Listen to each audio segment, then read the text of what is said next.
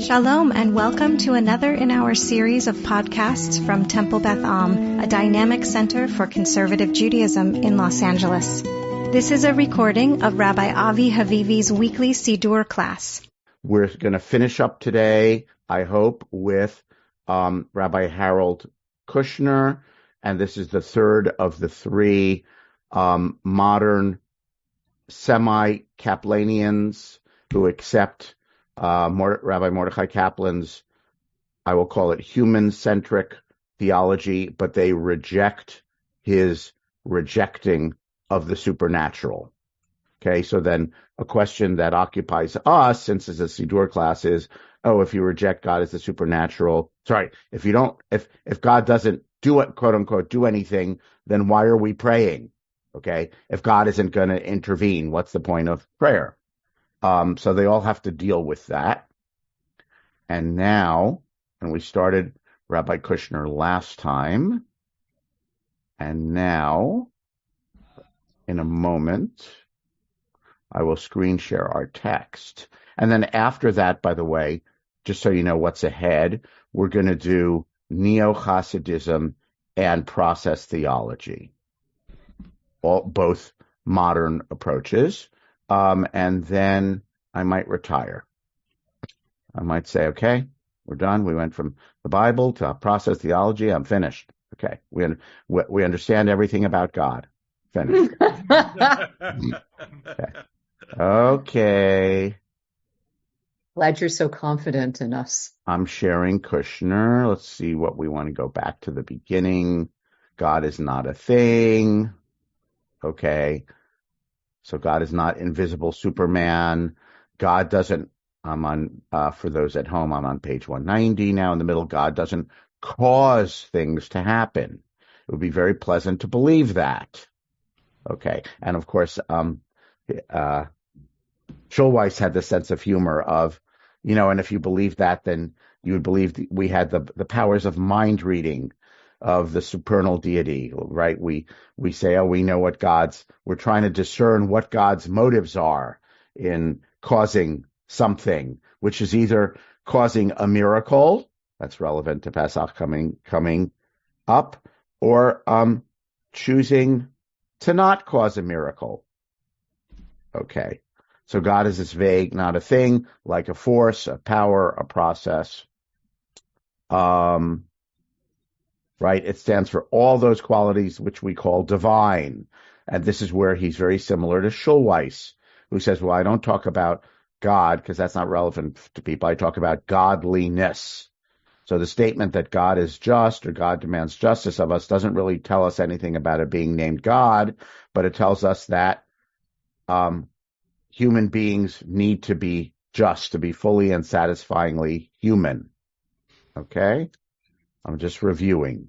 So the same process of interpretation holds for all the other qualities for which the name of God stands. Meaning, when we say those things about God, we don't know if we can't know if we're saying anything actually meaningful about an actual being. What it means is we are saying that these are the highest human qualities. And Schulweis would say highest human qualities, and we call them godly or divine, godlike. And Kaplan, to go back to Kaplan, would say, you just project those human qualities onto a non-existent thing. That thing doesn't exist. Okay. So prayer. So why pray? That's what we're up to. And we're on page 192. The God I believe in, this, and this is, I think, the core of his book, When Bad Things Happen to Good People, and the core of his theology. This one sentence. The God I believe in does not send us the problem. God gives us the strength to cope with the problem. Period. End of story. Okay? That's really the core of the theology, right? God doesn't cause things to happen in the way that we typically understand causation, meaning God doesn't descend, God doesn't decide, quote unquote, air quotes, like humans, decide who's going to have cancer cells. Okay? God gives us the strength to cope with a problem. Where do you get the strength to go on when you have used up all of your strength? Where do you turn for patience when you have run out of patience? When you have been more patient for more years than anyone should be asked to be, and the end is nowhere in sight. I believe that God gives us strength and patience. I'm going to say it, so I'm going to slow down because it's an important sentence. I believe that God gives us strength and patience and hope, renewing our spiritual resources when they run dry. And he talks about how do people who are ill go on? How do widows find the courage to pick up pieces of their lives? How do the parents of an impaired child wake up every morning and move forward? End of the page. We don't have to beg or bribe God to give us strength or hope or patience. By the way, I think the sentence is meant to be in distinction to the theology of what we're supposed to do if we believed in a God that actually causes things, right? If we believed in a God that causes things, then we would beg God to heal the sickness. Or, since we're in the middle of Vayikra, Leviticus, we would bribe God. We would offer sacrifices, and God would smell the pleasing aroma of the sacred barbecue and might grant our request if you believed in that kind of God. But he doesn't believe in that kind of God. So he says we don't have to beg or bribe God to give us strength or hope or patience. We need only to turn to God, admit that we can't do this on our own, and understand that bravely bearing up under long-term illness is one of the most human and one of the most godly things we can ever do. Again, he uses the word godly. This is like Schulweiss's predicate theology. I can't tell you anything about God, but I can tell you what's godly. One of the things that constantly reassures me that God is real and not just an idea that religious leaders made up. This is where he's an anti-Kaplanian. He rejects Kaplan's rejection of the supernatural. So one of the things that constantly reassures me that God is real and not just an idea that religious leaders made up is the fact that people who pray for strength, hope, and courage so often find resources of strength, hope, and courage that they did not have before they prayed. By the way, think of some of those stories of, I'm sure we've all heard some of those stories of Israeli hostages in the tunnels and what kept some of them going. I remember there's a woman who said, I wasn't religious before, but I read Psalm 27. That's the psalm we read in the high holidays. I recited Psalm 27 every day. And this helped me realize that my purpose there was to help other people survive. And that's what got me through. Okay? That's an example of praying for strength, hope, and courage. Now, Kushner's theology partly emerges from he had a child who died. I also believe that sick children should pray. They should pray for the strength to bear what they have to bear. They should pray that sickness and its treatment not hurt them too much. They should pray as a way of talking out their fears without the embarrassment of having to say them out loud, and as a reassurance that they are not alone. God is close to them even late at night in the hospital when their parents have gone home and all the doctors have left. Next paragraph. If God can't make my sickness go away, what good is God? Who needs him? God does not want you to be sick or crippled. God didn't make you have this problem, and God doesn't want you to go on having it, but God can't make it go away. Okay? So back to our introduction to these three roughly, they're contemporary. Milton, two of them are dead, but I think of them as contemporary modern people. Okay? This is, and we said what defines them, or the editor, Rifat Sonsino, coins the term limited theism, right? This is a good definition of the limited theism. This is the limit. God can't make it go away. That is something, by the way, again, is a little bit different than Rabbi Yitz Greenberg, who would say God chooses to not make it go away because that's not how God operates in modernity. God sends doctors and nurses in modernity and scientists, but God doesn't go poof. Okay. But here it's God can't make it go away. That is something which is too hard even for God. Too hard even for God. Again, Rambam would be upset and revolted by this sentence. Right? Nothing is too hard for an omnipotent God. But this is his limited theism. That is something healing which is too hard even for God. What good is God then? God makes people become doctors and nurses, I'd add, and scientists to try to make you feel better. God helps us be brave when we're sick and frightened. And God reassures us that we don't have to face our fears and our pains alone.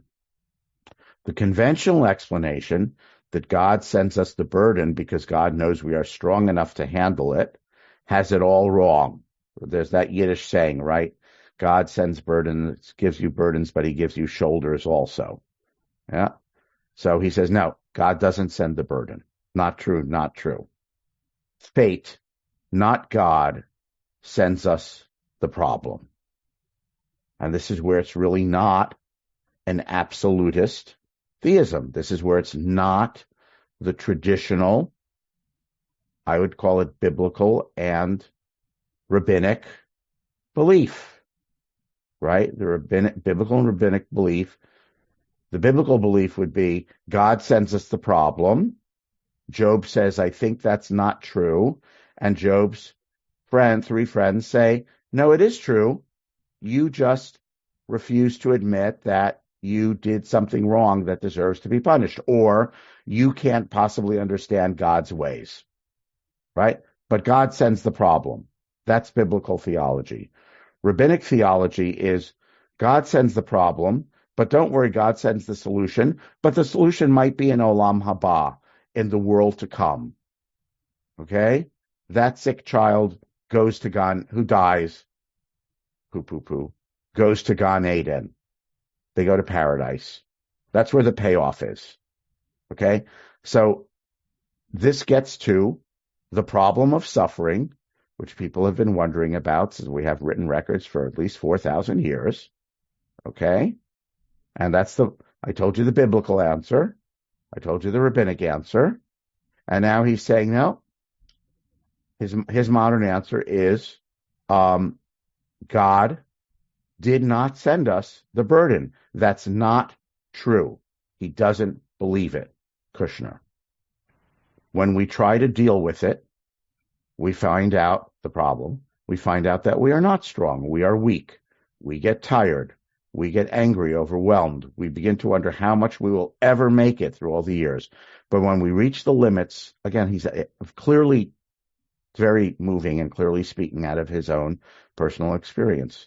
When we reach the limits of our own strength and courage, something unexpected happens. We find reinforcement coming from a source outside of ourselves. And in the knowledge that we are not alone, that God is in our side, we manage to go on. Now he makes it a little less personal, not talking about his own kid. It was in this way, I'm near the top of 194, it was in this way that I answered the young widow who challenged me about the efficacy of prayer. Her husband had died of cancer. And she told me that while he was terminally ill, she prayed for his recovery. Her parents, her in-laws, all the neighbors prayed. The Protestant and Catholic neighbors prayed. Everyone prayed. But he died right on schedule. After all that, she said to me, how can anyone be expected to take prayer seriously? We all prayed, and God didn't listen. What good is he? Here's his response, next paragraph. Is it really true, I asked her, that your prayers were not answered? Your husband died. There was no miraculous cure for his illness. But what did happen? Your friends and relatives prayed, Jews, Catholics, and Protestants prayed. At a time when you felt so desperately alone, you found out that you were not alone at all. You found out how many other people were hurting for you and with you, and that is no small thing. They were trying to tell you that this is not happening to you because you're a bad person, which is what Job's comforters say to him. You must be a bad person. Admit it. Okay? Kushner says, no. It was just a rotten, unfair thing that no one could help. He said, it's fate, and God can't prevent it or make it go away. It's the core of the limitations on God's activity in the world here.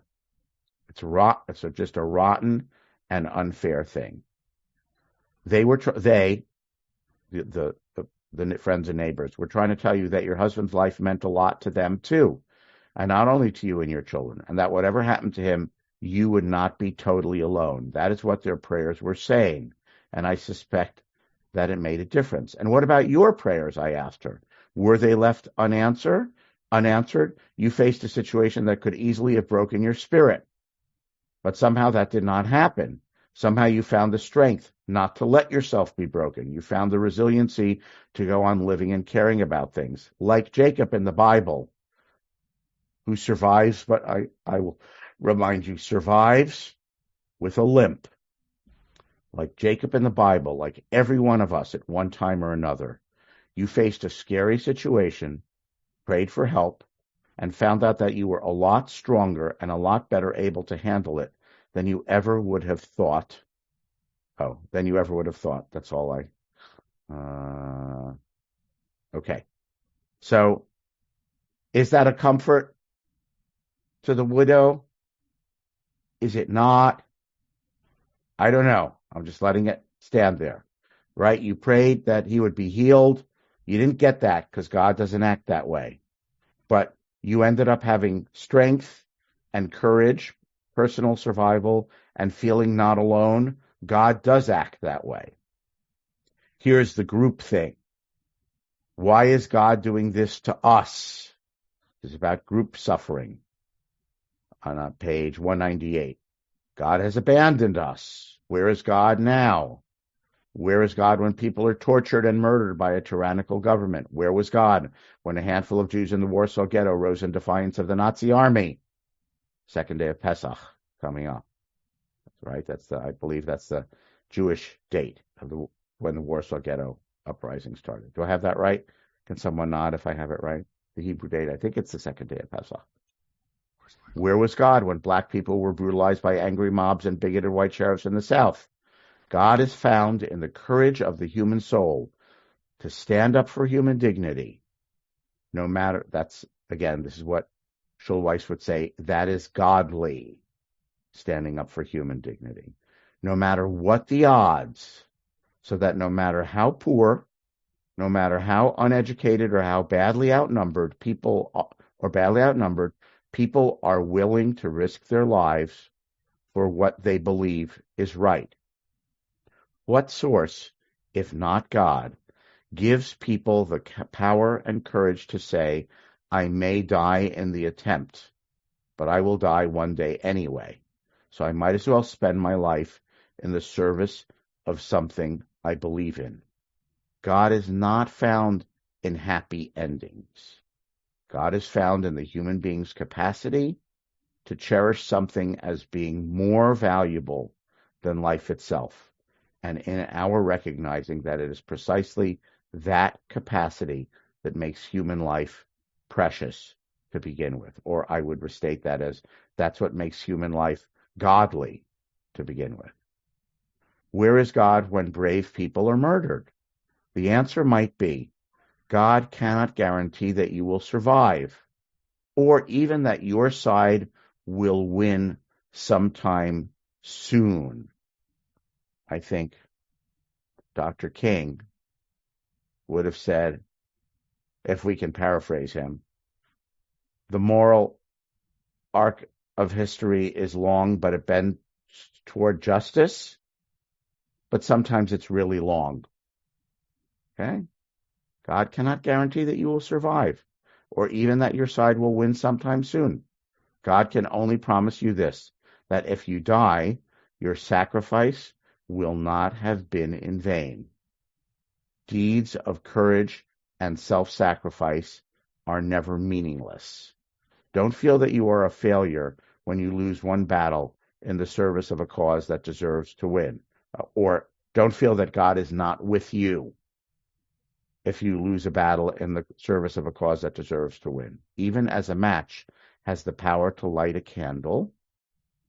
Someone just wrote a new book about Chana Senesh, by the way, and the other paratroopers who parachuted down behind enemy lines in World War II that the Jews of the Yishuv sent.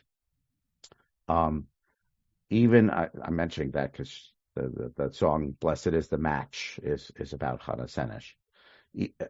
About Chana Senesh or by Chana Senesh? I can't remember. Even as a match has the power to light a candle and perpetuate its light before it is consumed by its own flame. Right? The match does get consumed by its own flame, right? Meaning, the match dies. Okay? So even as the match may die, but lights a candle and perpetuate its light before it, all right? Even as a candle can chase the darkness from an entire room before it uses itself up in the process of shedding light and warmth, so your dedication will make a difference to people whose existence you may not even know about today. Some problems are too grave to be solved in one lifetime. In those cases, we need God to link one lifetime to another, to join one heroic sacrifice to another, until justice triumphs. Now he quotes Natan Sharansky. Despite the efforts of the Soviet government to break his spirit, he survived his sentence and came out of prison stronger than he went in by constantly reminding himself that the power he relied on was greater than the power of those who kept him in prison. God could not open the doors of his jail cell. So where Rambam would beg to differ. God could not open the doors of his jail cell, but God could keep him free. I would add feeling free in his neshama, wherever he was. When Sharansky lit Hanukkah candles in his cell when he celebrated Pesach by recalling the exodus of the Hebrew slaves from Egypt, he reminded himself that he was freer than his captors. Only his body was in a Russian prison. His mind, and I would add his spirit and his soul, unlike theirs, was not enslaved. And that is why the title of his book was Fear No Evil. Finish up. A person dies. By the way, individual dies, or heroes fight for justice and die, perhaps painfully, perhaps prematurely, and in our anguish we ask, where is God? Where is God? God is found in the incredible resiliency of the human soul, in our willingness to love, though we understand how vulnerable love makes us, in our determination to go on affirming the value of life, even when events in the world would seem to teach us that life is cheap. God is found in our insistence on finding our way through the valley of the shadow, knowing that there is evil, I'd add, and suffering in the world, knowing that some of the time evil may overpower us, yet fearing no evil, ki ata imadi, for you, God, are with me. Very powerful ending of that section. That's how he does it. He knows whereof he speaks. Stop sharing. By the way, sorry. Politics trigger warning. Warning everyone. Okay. Warning everyone in the Hatikva Cafe. Okay. Bibi didn't get nominated for a Nobel Peace Prize. Who got nominated for a Nobel Peace Prize? The Parents Circle, the Bereaved Forum, right? You see that in the news yesterday? The group of Israeli and Palestinian parents who have lost loved ones to the conflict between Israelis and Palestinians. people who have every right to be filled with hatred and or despair. And yet they're the ones who gather together who say, there is a better future. My child didn't live to see that better future. Implied is, of course, maybe I'll live to see that better future and maybe not. But that's what I'm working towards. They're the ones who got nominated yesterday for the Nobel Peace Prize. Because the arc of the moral universe is long, but it bends towards justice. But sometimes it's longer than we would like it to be, and we don't get to see all the parts of it. And I think that's what Kushner would say about, let's call it, group evil, the Nazis, let's just put it that way, the Shoah. Sorry, hate to use the Shoah as shorthand, okay? But, and again, what's his name? Yitz Greenberg came to a different version of this based on grappling with the Shoah, where he said, I simply cannot perpetuate traditional Jewish theology in the wake of the Shoah and say God had a reason for allowing the destruction of the first temple.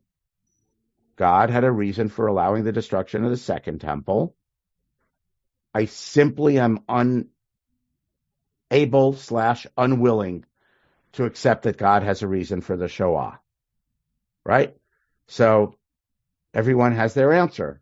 Kaplan's answer, I don't really know much about Kaplan's post-Holocaust theology. I haven't read it. But I assuming he would say, well, that's because there is no God preventing bad things. And there weren't enough human beings with high enough aspirations to prevent it. And the limited theists would say, because God can't prevent it. Because that's not how God operates in the world. Because God doesn't send the burden or lift the burden. It's not what God does, right? History and fate and human beings do that. And give me a second. The third about Yitz Greenberg would say, God doesn't do that anymore because God has decided on tzimtzum, right? God has decided to recuse God's self from actually intervening in human history. God used to, but God has chosen not to because God is now saying, you're the grown-ups. You got to take responsibility for what happens. Don't be looking to me to go poof. Okay. These are some relevant thoughts, as we're heading into Pesach, a miracle of the splitting of the sea and signs and wonders and all sorts of things. And people at the Seder want to think about, what is this? What does this story mean? Is it really true? How is it relevant for us today? Okay, so I hope you have some sense that all these threads come together. They don't all agree with each other, okay, but they intersect. I'll pause to allow a few minutes. I think Michael O, did you have a hand up? And then Terry. Michael O had his hand up first. Yeah, it just strikes me the importance of community and how one thinks about all of these things. Yeah, and I think Rachel Pollen Goldberg was on a podcast talking about that how you look at things and how community can help you look at things. She said something like, Had Gadya, all of these bad things that happen, correct. Yet it ends up hope. There's still hope. Yeah, right. Okay, thank you. By the way, and there are a lot of people who write against, I just want to point out, contemporary who write against Chad Gadya. It depends on your interpretation of Chad Gadya, because Chad Gadya can be interpreted as it's just a cycle of violence, right? The people who were brutalize others. I mean, I've read that interpretation, right? You can say then the Kadosh Baruch Hu comes and is, I think they call it in Greek, what's it called? Greek drama. Deus ex machina, right? Oh, what settles it all? Poof. God appears and rectifies all things. And again, it's clearly, I just want to say clearly, the limited theists would not say that. They would say, right, God is not appearing. It's up to us. And it depends how you phrase that. I want to take you back to Schulweis, who said, God does these things through me. God is acting through, we are God's hands. Okay. Terry. So given the limited theism that we've been discussing and the approach of Pesach, I'm curious, Avi, as our teacher, what are the themes that you're contemplating going into Pesach this year? It's a hard one to answer. I have another, what is it? Maybe 36, almost 36 hours till I have to answer that question. It is, I will try to answer that. How do we try to hang on to hope in a moment when it's very easy to despair? I want to say one of the people we studied was the Piazetzner, who said, as a neo-Hasidic thinker, who said in one of his, I want to open up a passage in the Siddur so I get the words right, who said, what you should do, I'm going to remind you one of the things he said, what you should do when you have a feeling is you should stop what you're doing, you should feel that feeling, and you should say a line or two of Psalms that speaks to that feeling. So, because I'd like to, I'm thinking of trying to teach a class eventually on one of the Piazetzner's works. I thought okay, I want to put that into action. So I thought because it's hard for me, I know my davening pretty well, and when I come across a verse, I'll say oh, that's a good verse. I should keep that in mind. But unlike certain people I've seen who have all kinds of sticky notes in their Siddur, I don't actually make a note of it anywhere. So I never really come back to it. It's oh, that's a nice thought that I then totally forgot. So I decided the other day, okay, is there something that's relevant? Okay, so here's what I came up with from the opening lines of Mizmor Shir Chanukah Bayit LeDavid, Psalm 30 that we say every morning right before Baruch Shamar. Okay, at the beginning of as we transition from Birchot HaShachar for Psukei de Zimra. Aromim Hashem ki dilitani v'lo simachta oivai li. I praise you, God, because you pulled me up. You did not allow my enemies to rejoice. And in this case, I'm thinking of my enemies as my own gloomy, pessimistic thoughts that I'm filled with every time I read the news nowadays. Every time I read the news, I'm depressed. Yeah. The news from here or there, it's I'm depressed. Adonai he'elita min she'ol nafshi chitani miyor divor. Hashem, you brought my soul up from Sheol. You resuscitated me from going down to the pit.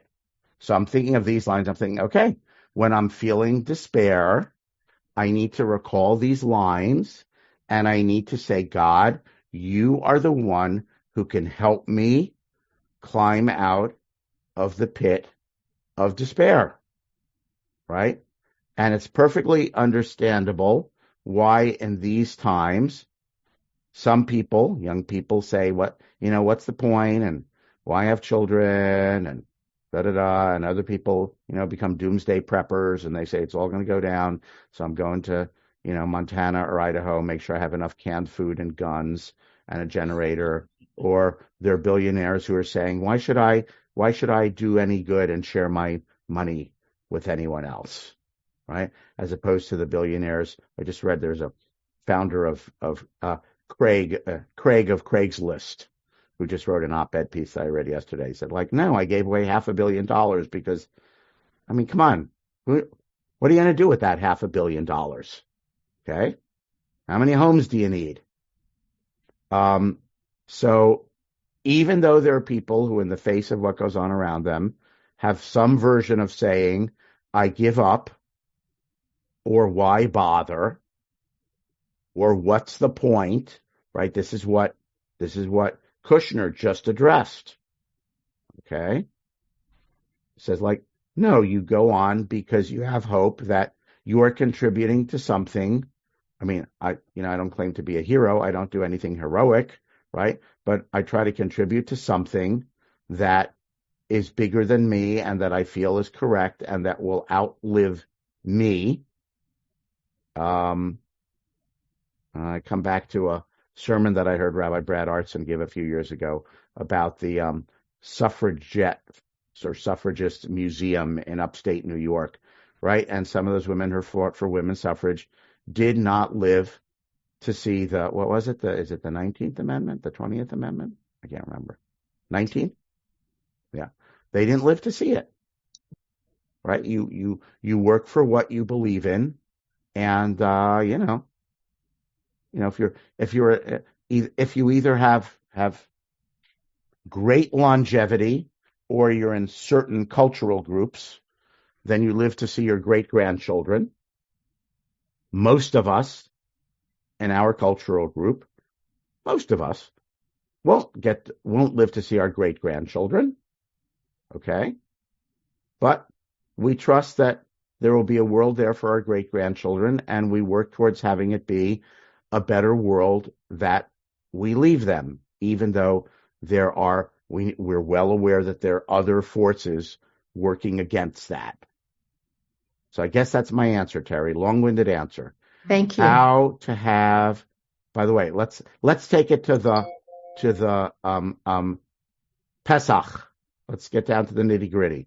There were generations that died in Egypt as slaves and didn't get to participate in an exodus, but they continued being Jewish. And, by the way, the Midrash says only 1/5 of the Jews left Egypt, right? There's a Midrash that says Chamushim means 1/5. 80% of them couldn't believe in a better future. They were afraid. Only 20% of them were willing to take the plunge, which actually involved an actual literal plunge. Only 20% of them had the foresight and guts to do that. 80% said, I don't know, what did the 80% say? Nothing's going to change. The devil you know is better than the devil you don't. I can't imagine anything different than the way we live now. Who knows what their reasons were? Okay, and we're the children, the children's children of the 20%. So that's my long-winded answer, Terry. And how can we make sure that we continue to be imbued with the spirit of that 20% who said, we're not alone and we can imagine a better future? I will close with Michael Walzer, the sociologist, who said the following things are axiomatic. I don't have the exact words in front of me. Wherever you are, it's probably Egypt. There is a better place, the promised land. We will only get there by marching through the wilderness, and we have to march together. That's it. Everyone have a Zisa and kosher Pesach, as I think they say in Yiddish, a sweet and kosher and meaningful Pesach, and our class will resume. We're heading into the Omer. We're taking a break for the entire Omer.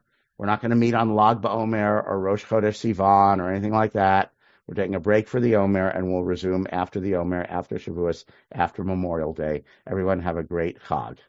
You have been listening to another in our series of podcasts from Temple Beth Am, a dynamic center for conservative Judaism in Los Angeles.